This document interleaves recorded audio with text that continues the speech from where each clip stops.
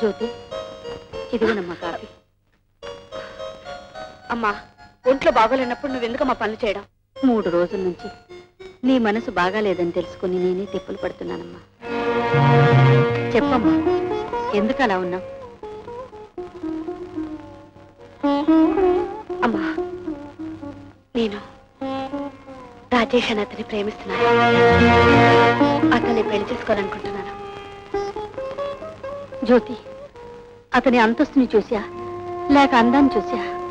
అమ్మా, అతని అంతర్యాన్ని చూశాను. ఒంటరివాడు, ఏ బాధరబందీ లేనివాడు, అంతకు మించి గుణం ఉన్నవాడు. అలాంటి వాడు నీలాంటి దానికి దొరకడం ఈ రోజుల్లో సాధ్యం కాదమ్మా. అమ్మా. అవునమ్మా, అతన్ని నా దగ్గరకు తీసుకునిరా. అన్ని లక్షణాలు బాగుంటే నేను ఆశీర్వదిస్తాను. తప్పకుండా తీసుకొస్తానమ్మా, ఈ రోజు తీసుకొస్తాను.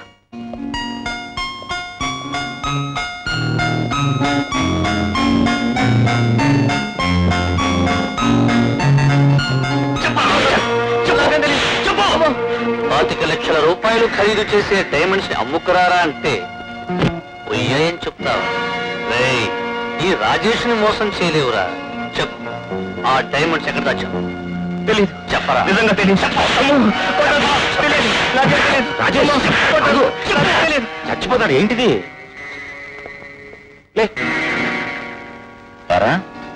రాజమండ్రిని తీసుకెళ్లి రంపచోడవరంలో కలిపేసినట్టు ఆ డైమండ్స్ ని తీసుకెళ్లి సముద్రంలో కలిపేశావా?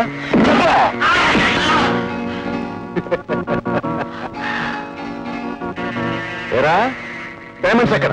తెలీదు. చెప్పరా బాస్టర్డ్? చెప్పరా? తెలుసా తెలీదా? తెలీదు. తెలీదు. తెలీదు. తెలీదు. తెలీదు. అమ్మ నా కొడుక, కాలంలో దాచావా?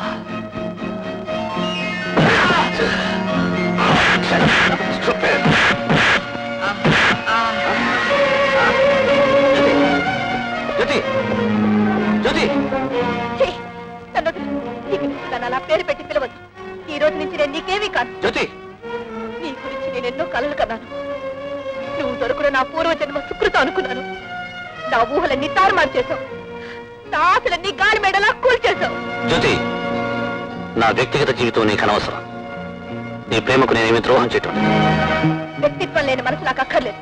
జ్యోతి, కావాలని నా వ్యక్తిత్వాన్ని పోగొట్టుకోలేదు. బ్రతుకు తిరుగు వేటలో కడుపు నింపుతుందని ఈ వృత్తికి లొంగిపోయాను. చెప్పుకోవడానికి నాకు కారణాలున్నాయి రాజేష్. నా తల్లిని నన్ను పోషించుకోవడానికి నేను నా వ్యక్తిత్వాన్ని చంపుకోలేదు. గౌరవంగా బ్రతుకుతున్నాను. అదే వ్యక్తిత్వాన్ని నీలా నేను చంపుకొనుంటే, జీవన పోరాటంలో నేను మెట్టు దిగజారుంటే నువ్వు నన్ను ప్రేమించేవాడివా? జ్యోతి, నేను మనసిచ్చిన ఒక దుర్మార్గుడు కనే నిజాన్ని కూడా నేను భరించలేను. ఇంకెప్పుడు నీ మొహం నాకు చూపించుకో. Good bye. రాజేష్, ఈ అమ్మాయి నీకు ప్రియురాలైందా? అవును. అయితే మన రహస్యం అంతా కళ్ళారా చూసిందనుకుంటాను. అయితే ఆహా, మెడ్రాస్ని తీసుకెళ్లి మండపేటలో కలిపినట్టు మన ముగ్గురిని రాజమండ్రి సెంట్రల్ జైల్లో కలుపుతుందేమో. పిచ్చి పిచ్చి ఆలోచన పెట్టుకోకు. ఆ అమ్మాయికి ఏమైనా అపకారం జరిగిందో మీ రక్తం కళ్ళ చూస్తాను. జ్యోతి, ఏడమా కురాడు? వెళ్ళిపోయాడమ్మా. ఎక్కడికి వెళ్ళి ఉంటాడు? ఇవాళ నేను వస్తానని తెలియదుగా, అందుకని దూరంగా వెళ్ళిపోయాడు. అతనికి ఎవరూ లేరని చెప్పావు కదమ్మా, ఎక్కడికి వెళ్ళి ఉంటాడు? అతని బంధుత్వాన్ని గురించి అడిగాను, కానీ అతను చేసే వృత్తిని గురించి అడగలేదు కదమ్మా. డబ్బు గల కుర్రాడని చెప్పావు కదమ్మా, ఏదైనా వ్యాపారం పని మీద వెళ్ళి ఉంటాడు. అవునమ్మా, నీకు చెప్పడం మర్చిపోయాను. అతను రత్నం లాంటి వ్యాపారం చేస్తున్నాడు. ఏం వ్యాపారం అమ్మా అది? పని లేక వీధిలో తిరిగే వాళ్ళందరినీ పోగు చేసి వాళ్ళకి బ్రతుకు తెరువు చూపిస్తున్నాడు. అంతకంటే భాగ్యం ఏముందమ్మా? అవునమ్మా.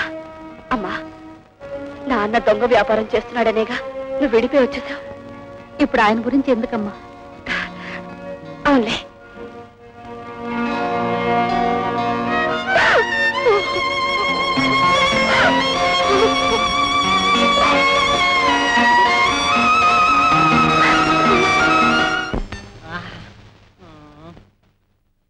ఏమిటి స్వామి, నా హృదయ వాణికి ముద్దబంతి పువ్వు లాంటి మొహాన్నిచ్చాం. ఈ అమ్మాయికి జ్యోతిలక్ష్మి లాంటి బాడీనిచ్చాం.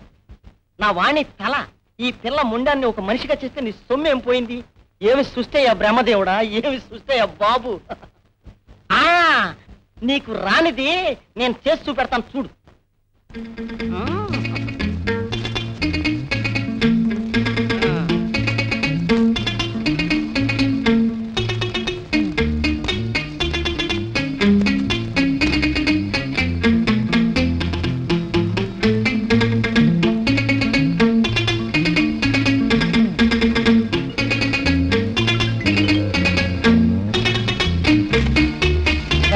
బ్రహ్మాండం, బ్యూటిఫుల్.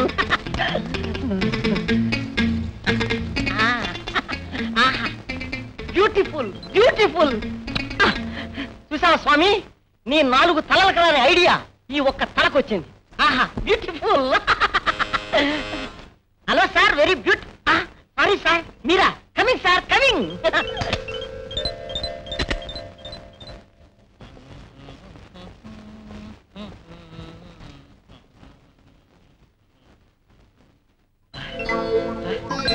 నూతన తార రాణి ఈవిడే అన్నమాట. వెరీ గుడ్, వెరీ గుడ్, బ్రహ్మాండంగా ఉంది. రవి వస్తున్నాను సార్. ఇలా రా, ఈ ఫోటో తీసుకెళ్లి వెంటనే బ్లాక్ చేయించు. అలాగే సార్.